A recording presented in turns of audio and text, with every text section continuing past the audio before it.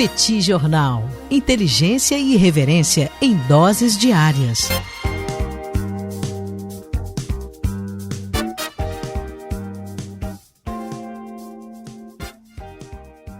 Olá, gente. Bem-vindos, bem-vindas ao Petit Jornal. Esse é o bate-papo número 1049. Estamos gravando numa live no YouTube do Petit Jornal. São exatamente 19 horas e 24 minutos da quarta-feira, 1º de abril de 2026. Cá está a dupla de costume, a dupla que você conhece de cor. Tanguy, o Bagdadi animado, contente, preparado, revigorado, resiliente, retumbante, descansado, tarifado em 15% e muito preocupado, noites de insônia, em função desses múltiplos acontecimentos preocupantes que têm acontecido no cenário internacional ao longo dos últimos tempos, nesse planeta bastante incerto e pantanoso que nós temos que analisar aqui no Petit Jornal. Temos também Daniel Souza, que é esse que vos fala. Ao longo dos próximos minutos, vamos repercutir os principais acontecimentos internacionais das últimas horas. Como vai, professor Bagdadi? Tudo bem? Vamos a isso? Tudo bem, Daniel Souza, com S. Vamos lá para mais um episódio, vamos lá para esse bate-papo 1049. Um prazer estar aqui mais uma vez para a gente tentar analisar de novo, né, essa loucura, insanidade que está acontecendo, né, particularmente quando a gente fala sobre essa guerra no Oriente Médio, que traz repercussões para todo mundo. Deixo aqui as boas-vindas a todo mundo que acompanha a gente, pessoal do YouTube, pessoal que acompanha a gente pelo podcast. Muito obrigado pela presença de vocês. A gente só consegue chegar aqui, né, Daniel, quase 1050 episódios só de bate-papo, exatamente por conta da presença de todos vocês. Daniel Souza, a gente teve no dia de ontem, a gente falou aqui sobre algumas declarações do Trump dizendo que pode acabar com a guerra, de repente essa guerra aí acaba, a gente já está quase ganhando, e ele falou, portanto, numa guerra que poderia durar mais 2 ou 3 semanas. E aí, como é de hábito, Daniel, no momento em que ele fala isso, o governo dos Estados Unidos começa a abraçar essa tese, né, a abraçar essa teoria.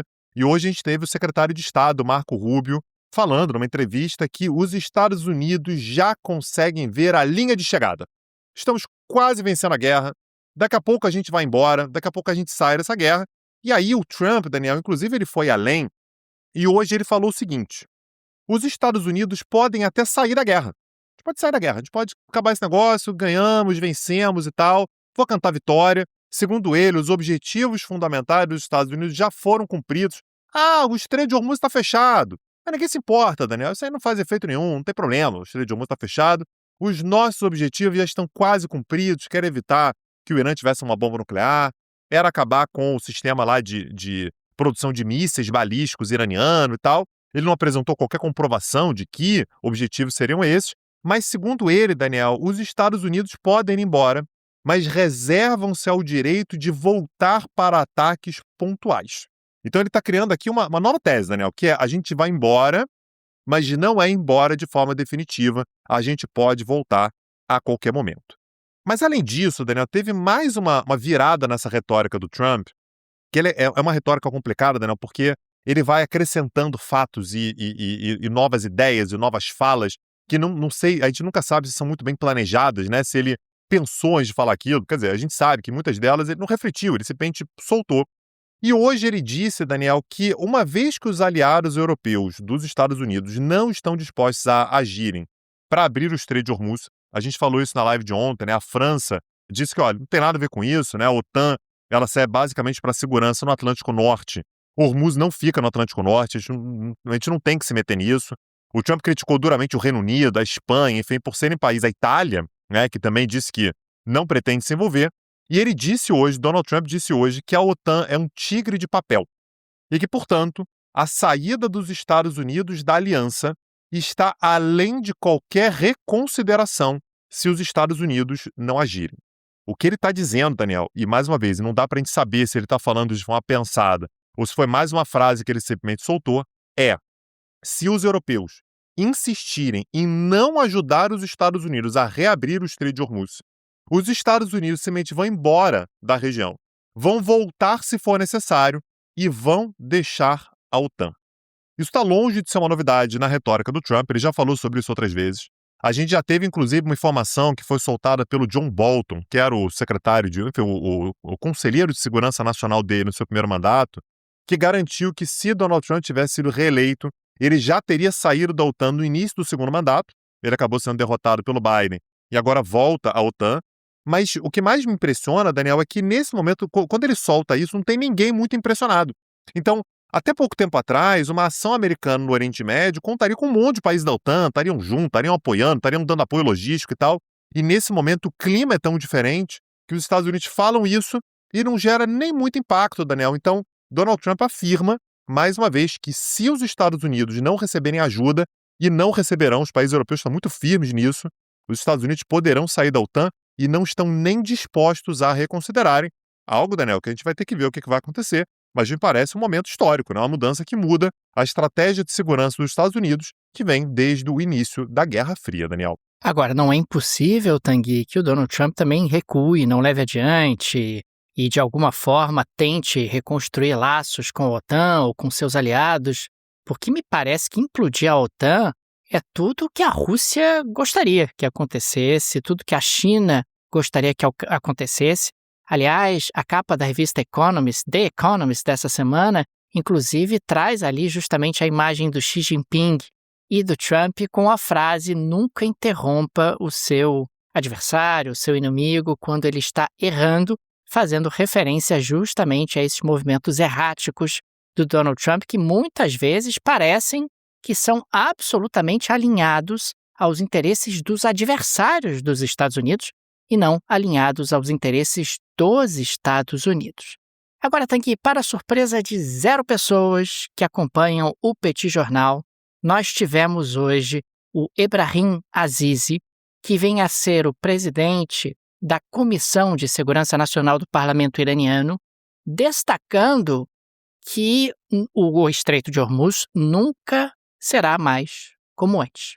Aliás, era o esperado, a gente tem falado sobre isso aqui no Petit Jornal, explorou bastante isso, inclusive na aula gratuita de ontem, que está disponível no YouTube do Petit Jornal.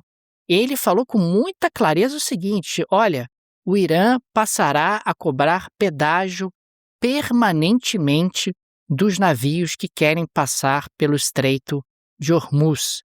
Na prática, da mesma maneira que o Panamá cobra pedágio, o Egito cobra pedágio, por conta ali de um direito de passagem, se você está passando pelo mar territorial iraniano, meu amigo, você vai pagar pedágio também. E isso vai se tornar uma fonte permanente de receita para o governo iraniano. E tem mais, só passa quem o Irã deixar. Nós não teremos mais, nas palavras justamente do Ebrahim Azizi, abre aspas, os 47 anos de hospitalidade acabaram, fecha aspas. Claro, 47 faz referência à Revolução Iraniana. A ideia aqui é transformar o controle do Estreito de Hormuz como um elemento de poder geopolítico permanente. É bem verdade, Tanguy, que muito provavelmente nós teremos aí países do Golfo Pérsico tentando contornar o Estreito de Hormuz, investindo em novos gasodutos, novos oleodutos, etc.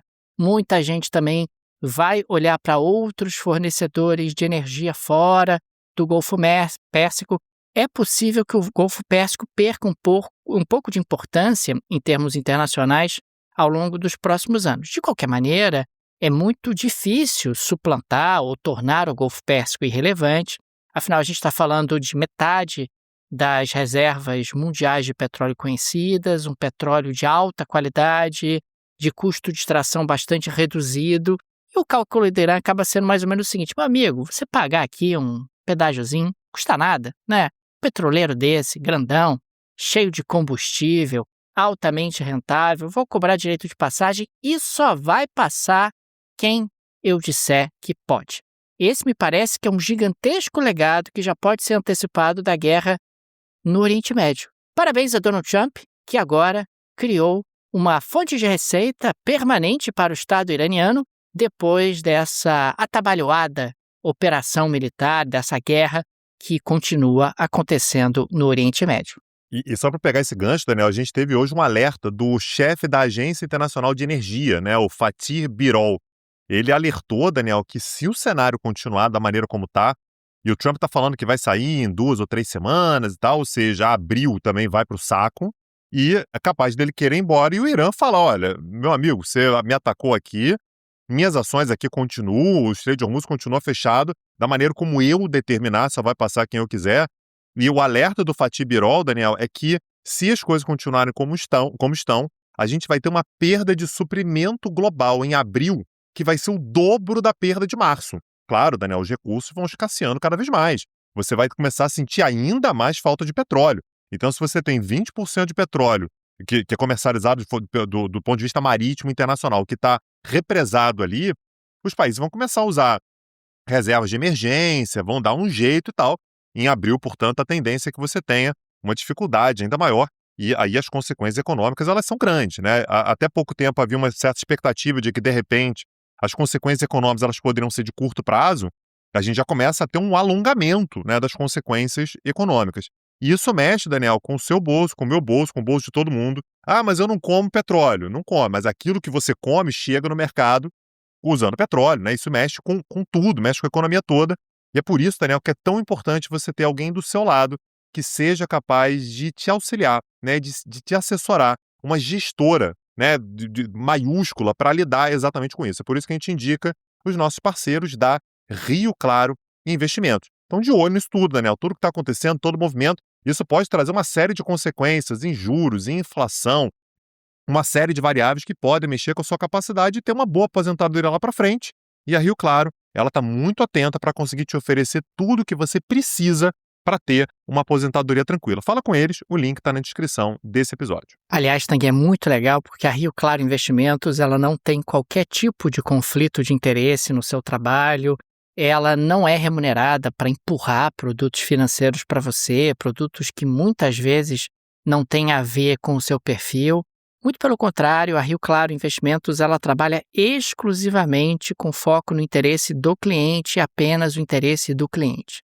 Portanto, dentro de um período tão tumultuado do cenário internacional, com um ambiente econômico tão imprevisível, é fundamental que você tenha uma gestora de patrimônio ao seu lado e nós recomendamos aqui no Petit Jornal os nossos amigos da Rio Claro Investimentos. Link no descritivo desse episódio. Clique, conheça o trabalho da Rio Claro Investimentos, que eu tenho certeza que você vai gostar demais.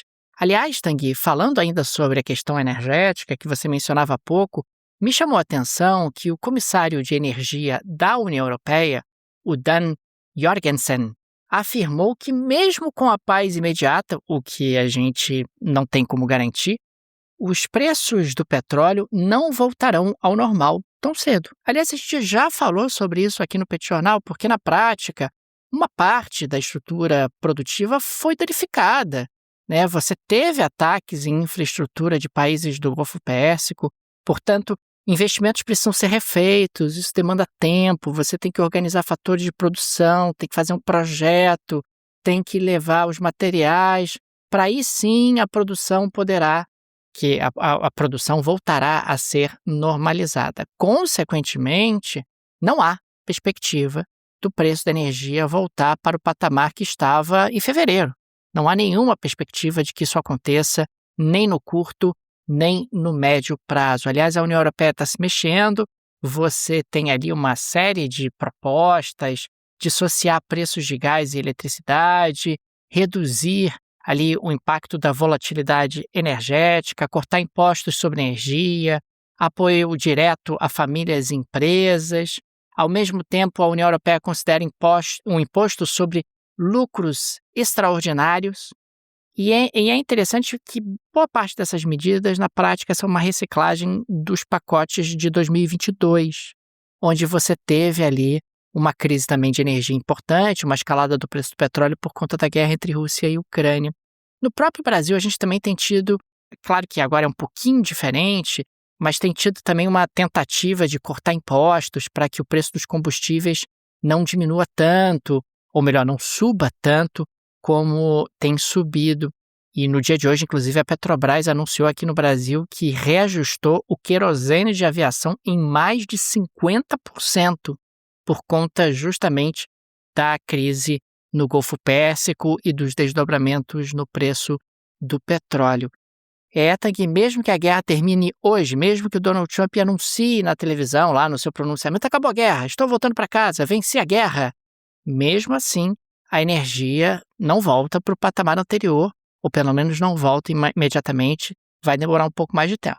Aliás, esse é um bom ponto, tá, Daniel? A gente está gravando esse episódio, são exatamente agora 19 horas e 39 minutos do horário de Brasília. Está marcado para hoje, às 22 horas, o horário de Brasília, um pronunciamento do Trump, que a gente não sabe o que ele vai falar ainda, tá? Conhecendo o Trump, ele pode falar sobre qualquer coisa, ele pode falar sobre, sei lá, a rotina de refeições dele, ele pode falar sobre Irã, ele pode falar sobre marcianos, ou então ele pode cantar vitória sobre qualquer coisa, ele pode falar sobre esporte, né? A gente realmente não tem a menor ideia do que ele vai falar, mas naturalmente isso vai acabar sendo repercutido mais para frente. Eu só queria dar mais uma nuance aqui, Daniel, de como é que esse cenário todo ele muda a percepção de confiança que os países têm sobre a OTAN. A gente teve hoje, Daniel, a revelação por parte de um deputado búlgaro acerca de algo que aconteceu no dia 18 de março, né? Então tem algo que aconteceu cerca de 2 semanas atrás, que foi o Irã enviou para a Bulgária, né, para o governo búlgaro, uma nota dizendo o seguinte: estamos sabendo que os Estados Unidos estão utilizando o aeroporto civil de Sófia, que é a capital da Bulgária, para ações militares que acabam prejudicando o Irã. Os Estados Unidos têm uma base militar na Bulgária. Se os Estados Unidos usam essa base, ok, é legítimo, né? É uma base militar, a gente já sabe que é e tudo. Mas a partir do momento em que a Bulgária permite que as Forças Armadas norte-americanas utilizem o aeroporto civil de Sófia, o Irã avisa, esse aeroporto, na verdade a Bulgária, ela se torna parte da guerra. Então fica ligado aí, porque a gente pode querer reagir, vai ser algo legítimo. E aí a Bulgária, Daniel, que em outros momentos, imagina, fala, meu amigo, os Estados Unidos estão protegendo a gente, pode vir, pode cair para dentro, porque a gente tem a OTAN aqui para defender a gente. A postura búlgara foi uma postura muito diferente daquela que se imaginava. A Bulgária disse, não é bem assim, a gente não tem nada a ver com isso, essa guerra não é nossa e tal. Então isso denota um pouco a mudança de percepção que os membros da OTAN têm, né? A Bulgária é parte da OTAN desde o ano de 2004, com relação a essa possibilidade de eventualmente ser defendida pela Aliança Atlântica. Eu queria trazer um outro elemento ainda com relação ao Trump, Daniel. Eu lembro que na primeira semana de governo dele, né, desse segundo governo dele, né, que se iniciou no ano passado, um dos anúncios do Trump foi que ele ia acabar com o negócio de quem nasce nos Estados Unidos se torna automaticamente cidadão dos Estados Unidos. A lógica dele era de que se você é um cidadão, se você é um estrangeiro que está de forma irregular nos Estados Unidos, é um indocumentado, o seu filho não pode ser um cidadão dos Estados Unidos. Então, se você não é, o seu filho também não será. Essa questão, Daniel, ela vai começar, na verdade, ela começou a ser discutida hoje na Suprema Corte. E pela primeira vez na história, vou repetir, pela primeira vez na história, um presidente dos Estados Unidos está presente na Suprema Corte para ouvir a sustentação oral lá no mais importante órgão judiciário do país. Naturalmente, Daniel, que é uma tentativa de pressionar a Suprema Corte. Lembrando que há algum tempo atrás, a gente repercutiu isso aqui muito no Petit Jornal, a Suprema Corte deu um parecer contrário ao Trump, dizendo que ele não podia utilizar a lei de emergência nacional para colocar tarifas. O Trump ficou furioso com aquilo, acabou encontrando outras soluções para colocar tarifas da mesma maneira, mas agora você tem o presidente dos Estados Unidos presente na Suprema Corte. Das duas, uma, Daniel, ou ele pressiona a Suprema Corte e consegue, né, uma mudança que é muito importante para a própria história dos Estados Unidos. Aliás, Daniel, essa regra, né, essa lei, ela está presente na Constituição dos Estados Unidos. A Constituição dos Estados Unidos, que é extremamente sumária, está lá na 14ª emenda da Constituição. Abre aspas, todas as pessoas nascidas ou naturalizadas nos Estados Unidos e sujeitas à sua jurisdição são cidadãs. Ponto final. É difícil entender qual é a dúvida, né, Tanguy? Qual é a dúvida que pode haver de forma tão cristalina no texto constitucional dos Estados Unidos? Pois é, então das duas uma, Daniel, ou ele vai sair vencedor e aí você rasga a Constituição, né? Ou então ele pode ter um problemaço, que é ele vai estar lá presente e a Suprema Corte pode fazer o óbvio, né? Que é, meu amigo, tá na Constituição. A Constituição dos Estados Unidos tem pouquíssima coisa. Essa é uma das poucas coisas que está lá. Nasceu nos Estados Unidos, não interessa, pode ter vindo os seus pais podem ser de Vênus. Se você nasce nos Estados Unidos, você é cidadão americano. Vamos ver o que vai acontecer, Daniel, mas ele está lá, ele presente. Talvez isso, inclusive, esteja no pronunciamento que ele vai fazer hoje às 22 horas, né? A gente não sabe exatamente qual o conteúdo do pronunciamento dele. Aliás, Tanguy, falando ainda sobre Donald Trump, ele tem um outro embate com o judiciário, porque houve a suspensão daquela reforma do salão de baile da Casa Branca. Um juiz federal, o Richard J. Leon, ele ordenou a paralisação imediata. Ele destacou que a decisão exige aprovação do Congresso para continuar a decisão de realizar essa reforma na Casa Branca. O governo dos Estados Unidos intenciona recorrer rapidamente da decisão, e é interessante porque o juiz ele deixou ali uma brecha destacando que se houvesse ali a necessidade ou se a reforma fosse motivada por razões de segurança, então isso seria aceitável, etc. Teria ali um espaço para conversa. Eis que Donald Trump apareceu com uma nova justificativa para a reforma. A justificativa para a reforma é de segurança. Afinal, está sendo construído um teto à prova de drones. Teto à prova de drones é bom, hein? Vidro à prova de balas. Sistema de biodefesa e tratamento de ar. Telecomunicações seguras. Abrigos antibomba. Hospital e instalações médicas. Um bunker subterrâneo massivo sob o salão. Então, você tem aí uma exceção para obras estritamente de segurança. E eu acho interessante porque ele já derrubou ali, né, aquela ala da Casa Branca. Nós vimos, inclusive, imagens das escavadeiras derrubando tudo. Foi um negócio meio chocante. Inclusive, a gente falou sobre isso aqui no Petit Jornal. A organização National Trust for Historic Preservation está processando o governo dos Estados Unidos, alegando que o projeto está sendo conduzido sem debate público ou supervisão adequada e está acusando Donald Trump de aparelhamento e também de alguma forma, atropelar o patrimônio histórico dos Estados Unidos. É claro que o Trump sempre diz que o dinheiro é privado, que são doadores privados que estão financiando a obra, etc. Mas, de qualquer maneira, rapaz, é impressionante como o arcabouço institucional dos Estados Unidos não estava preparado para Donald Trump e para o seu ímpeto, digamos assim, de avançar sobre regras que muitas vezes não estão claramente definidas ou escritas, mas que eram seguidas ali pelos mandatários americanos. Tânia Souza, como próxima pauta, eu queria que você falasse para a gente um pouquinho mais sobre a relação entre Estados Unidos e Venezuela. Os dois países reataram relações agora no início de março e tal, mas agora, aparentemente, você tem mais um sinal aí de aproximação entre os dois países. Conta pra gente. É verdade, Tanguy. O governo de Donald Trump retirou as sanções que estavam em vigor contra a Delcy Rodrigues, que é justamente a nova presidente da Venezuela. Ela era vice do Maduro e o substituiu depois que ele foi levado para os Estados Unidos. O nome dela foi removido da lista de sanções, que impunha bloqueio de bens e proibição de transações com os Estados Unidos. A medida ocorreu sem uma justificativa oficial detalhada, mas me parece meio claro, né, que, olha, você nos ajudou, agora nós vamos te ajudar. Existe ali um gesto de aproximação do governo Trump com a Delcy Rodrigues e é um gesto também de uma aproximação que continua avançando, né? Há a informação, inclusive, Tanguy, que as negociações da Delcy Rodrigues com os americanos são anteriores à prisão do Maduro, bem anteriores à prisão do Maduro. O Maduro meio que tinha terceirizado questões exteriores, de relações exteriores para Delcy Rodrigues, inclusive viagens ao exterior, e que ela teria aproveitado essa oportunidade para construir conexões com os americanos que teriam sido fundamentais para a construção justamente desse cenário pós-Maduro.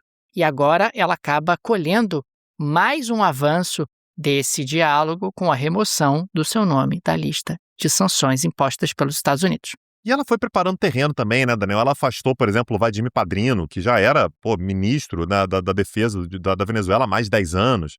Ela foi tirando alguns nomes muito próximos ao Maduro. Ela tem se mostrado habilidosa nesse sentido, né? Então, esse descongelamento acaba sendo uma sinalização para ela. No dia 5 de março agora, né, como eu mencionei, a gente teve a retomada de relações diplomáticas que estavam rompidas desde 2019, né? Fazia tempo já que estava rompido. Então, a lógica ela não vai exatamente brigar. E foi interessante porque você teve uma declaração do Trump, Daniel, dizendo que ela está fazendo um trabalho fantástico, né? Mas ela só digo isso porque ela está colaborando com os Estados Unidos. E há uma retórica do Trump também de dizer que o regime caiu por completo. O regime de Maduro foi completamente substituído.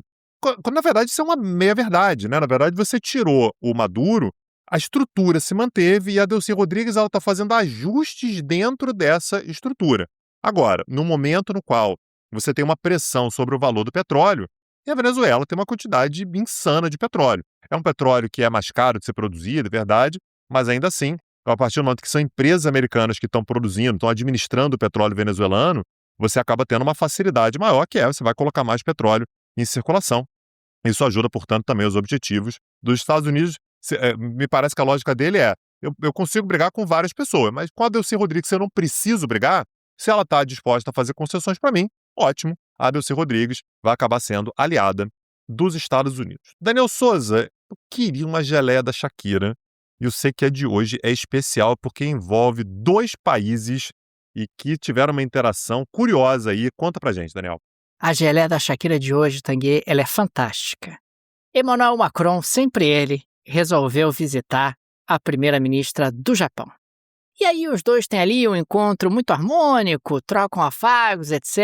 Estão ali no púlpito falando para os jornalistas. Eis que, de repente, não mais que de repente, a primeira-ministra do Japão faz um golpe do Dragon Ball. Meu Deus do céu, ela diz Kamehameha para o Macron, acaba fazendo inclusive o gesto com as mãos do golpe e o Macron retribui. Rapaz, que loucura, que momento da política internacional das relações exteriores dos 2 países, Japão e França.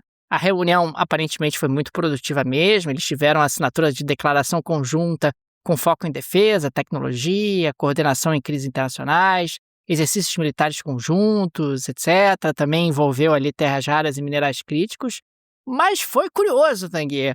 A primeira-ministra do Japão, toda séria, etc., Doneida, dá lá um golpe de Dragon Ball e o Macron acaba retribuindo, o que só mostra a importância do soft power, né, como uma arma nas relações exteriores. O Japão, inclusive, tem uma tradição de soft power há bastante tempo. A cultura japonesa é super conhecida, né, os animes japoneses são super conhecidos mundo afora e, consequentemente, isso merece e pode ser usado em situações como essa. Eu sempre lembro das Olimpíadas, né, Daniel? Quando você teve o encerramento das Olimpíadas aqui no Rio de Janeiro, em 2016, e você teve uma referência ao Mario, né? Porque a Olimpíada seguinte, que seria em 2020, né, acabou sendo em 2021, seria em Tóquio, né? Então você tem, de fato, uma série de referências aí que o Japão utiliza muito bem. Aliás, tem um curso todo sobre o Japão e que a gente fala muito, mas muito mesmo, sobre cultura japonesa lá no Petit Curso, né? Sobre soft power japonês e tal. A gente tem um outro que fala muito sobre cultura sul-coreana. Então você que está me ouvindo, que curte K-pop, você que gosta da cultura coreana, acessa lá, petcursos.com.br. Esse e vários, dezenas de outros cursos que certamente vão te interessar, né? Te ajuda a entender o mundo aí. Vai de acordo com o seu interesse, né? Tem tanto curso lá que certamente tem uma série de cursos que vão te interessar. Acessa lá para dar uma olhada no catálogo, petcursos.com.br. Fica aqui também o nosso agradecimento aos apoiadores e apoiadoras do Petit Jornal. Vocês que ajudam a manter o nosso projeto de pé, fica nosso carinho, nosso abraço, nosso muito obrigado a cada um de vocês. O Petit é um trabalho artesanal e a ajuda de nossos apoiadores é de fundamental importância e por isso sempre registramos aqui o nosso agradecimento a cada um deles. Fica também o convite. Se você gosta do projeto do Petit Jornal, se ele faz diferença na sua rotina, considere nos apoiar. No descritivo desse episódio tem várias alternativas. Tem a chave Pix, que está no descritivo desse episódio. É uma forma prática, instantânea de apoiar o Petit Jornal. Você pode, inclusive, ativar o Pix recorrente. Tem também o link do Apoia-se, o link do Patreon. Tenho certeza que uma dessas alternativas será confortável para você. E fica aqui, uma vez mais, o nosso agradecimento aos apoiadores e apoiadoras do Petit Jornal. É isso, Daniel Souza. Amanhã estamos de volta. Um abraço, até a próxima. Valeu. Tchau, tchau. Petit Jornal. Inteligência e irreverência em doses diárias. Acesse www.petitjornal.com.br.